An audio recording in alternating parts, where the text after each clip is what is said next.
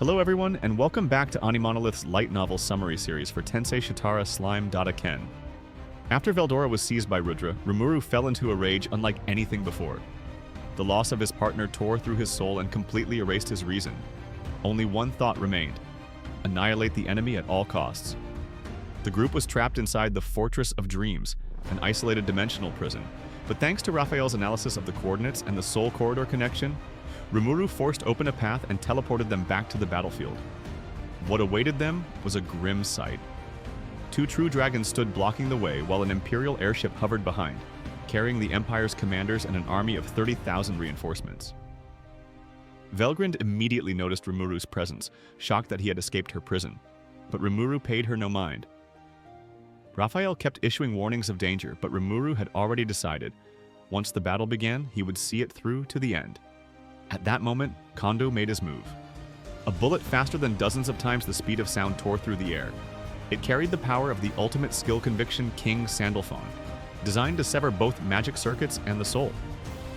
But the absolute defense of Covenant King Uriel nullified the shot completely. Raphael reported the analysis, but Rimuru ignored it. Kondo and Damrata would be dealt with later. Their real trump card was already spent. Following Raphael's recommendation, Rimuru opened the Greater Demon Summoning Gate. A colossal magic circle tore open the sky, and from it emerged the Black Numbers. Aside from Venom, who was still guarding Masayuki, every member responded to the summons. They descended, kneeling before Rimuru. At the front, Testarossa, Ultima, and Carrera lowered their heads in apology for their earlier failure against Velgrynd. Rimuru dismissed their guilt, affirming that their role in stalling the enemy had been fulfilled. Velgrynd's parallel existence trick was simply an unknown factor. No one could have predicted it. In front of the Imperial army, Rimuru granted souls to the three demonesses, forcing their evolution to begin immediately. His command to them and the entire Black Numbers was absolute: wreak havoc, unleash destruction, do as they pleased. But under no circumstances were they allowed to die, retreat, or obstruct him. While he freed Veldora, they would shield him with their very lives and hold back the enemy at any cost. When Diablo asked how to handle Velgrynd, Rimuru's answer was cold and absolute. No one was to touch her. Anyone who dared would become Rimuru's enemy, because he alone would consume her with his own hands. His declaration sent a wave of reactions through his army. Some smiled fearlessly, others grinned in dread. But all of them radiated unwavering determination. Benimaru pledged to clear the way. Sue smirked with sharp confidence. Xion readied her blade with a fierce grin, and Diablo laughed darkly in satisfaction. Surrounded by tens of thousands of Imperial troops, Rimuru spread his wings wide and rose into the sky, prepared to face both Velgrynd and the friend who had become his enemy, Veldora. As always, Benimaru took command of the battlefield once Rimuru departed. To minimize casualties, he ordered Gabil and his division to hold back direct combat as much as possible, buying time rather than engaging recklessly. Meanwhile, an elite strike team was assigned to infiltrate the Imperial airship and bring down its command center. Sue deployed his clones across the battlefield, gathering intelligence and relaying it through the telepathy net. Diablo, still thrilled after witnessing Rimuru's wrath, handed over control of the Black Numbers to Benimaru, but kept his own freedom to hunt down interesting prey. At the same time, Moss and his split bodies continued transmitting real-time reports, ensuring Benimaru always had the latest battlefield updates. Xion made it clear she intended to fight as well, her strength needed against the powerful enemies ahead. Reinforcements from the Empire kept pouring in, 30,000 strong and growing, but Tempest's forces were steady. Geld and the Yellow Numbers had already awakened, securing the capital's safety so Benimaru could focus on the offensive. Through his unique skill, Generalissimo, Benimaru confirmed the presence of 8 major threats alongside Emperor Rudra. These included Velgrynd's split body, Lieutenant Kondo, Damrata, the Emperor's 4 knights, and Marco. Together, they formed the enemy's core strength, and it was clear the battle would hinge on how quickly they could be neutralized. After confirming the successful evolution of the primordial trio, Benimaru laid out everyone's assignments. Testarossa, along with her subordinates, was ordered to take the lead by clearing out the Imperial soldiers stationed aboard Rudra's airship. Once that was done, an elite strike team would infiltrate the ship and finish the operation. The raiding party included Benimaru, Sue, Xion, Carrera, Ultima, Veyron, Agera, Esprit, and Zonda. Testarossa was also instructed to support the strike team once her task was complete. ensuring no one escaped the battlefield. To tighten security, 100 of the highest-ranking Devil Chevaliers were stationed outside the airship as a blockade. With the plan finalized, the entire force took to the skies. On the way, Ultima and Carrera suddenly realized that Diablo hadn't been given a clear role. When they confronted him, Diablo looked momentarily caught off guard before calmly insisting he had important business elsewhere. In truth, there were two reasons behind his request for freedom of movement. First, Diablo wanted to watch over Rimuru personally, or, in other words, to watch his master fight. That was the most important reason. Also, Diablo couldn't sense Yuki's presence, so he assumed that he would play some kind of trick on Rimuru. His second concern was Velgrynd.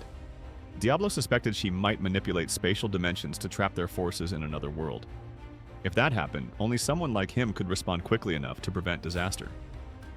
Ultima and Carrera pressed him for answers, and after some evasive explanations, Diablo finally revealed his reasoning. The two demonesses were reluctant to let him slip away, but eventually gave in. Diablo managed to shake them off, leaving them to their assigned roles while he moved into position to observe Rimuru's coming battle. Talk about the process of awakening the true demon of the trio. After their awakening, Testarossa, Ultima, and Carrera reached the same level as Diablo, ascending into true Devil Lords, divine demons among the strongest beings in existence.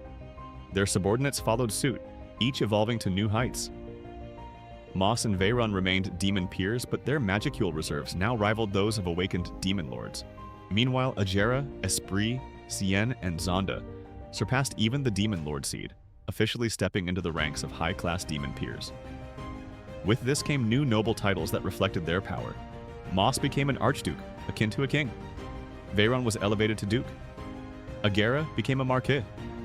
Esprit rose to count. Cien and Zonda reached the rank of viscount. Venom was recognized as Baron. This meant Tempest now had 7 titled demon peers, with Moss and Velgrynd standing close to demon lord class strength. Beneath them, countless others advanced as well.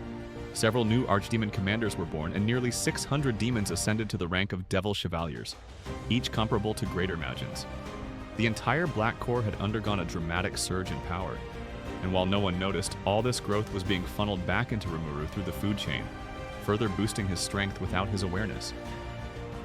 Just as Geld had awakened, the demons and monsters continued evolving recklessly, steadily pushing Rimuru's power toward an unknown, limitless release. On the Emperor's flagship, Rudra and his men had just been celebrating the capture of Veldora. But the mood quickly soured as everyone realized the battle was far from over. Rimuru had broken free from Kondu's trap and even nullified his strongest bullets. To make matters worse, he had summoned an army of incarnated demons, beings with physical bodies that he further strengthened before their eyes. Rudra immediately judged Rimuru to be a far greater threat than expected. Capturing Veldora alone had been a mistake. They should have eliminated Rimuru at the same time. Now, with both the Primordials and their followers evolved into Devil Lords under Rimuru's banner, the danger was undeniable. Kondu admitted as much. Rimuru could not be beaten without a serious fight. Although Rudra had once hoped to bring Rimuru under his command, that possibility was gone. The slime was too dangerous to be left alive. Velgrynd came to the same conclusion. It was bad enough that Rimuru had become a demon lord, but now he radiated a presence on par with the true dragons themselves. His aura carried the same oppressive force as Veldora's, an unbelievable reality that Velgrynd could no longer ignore.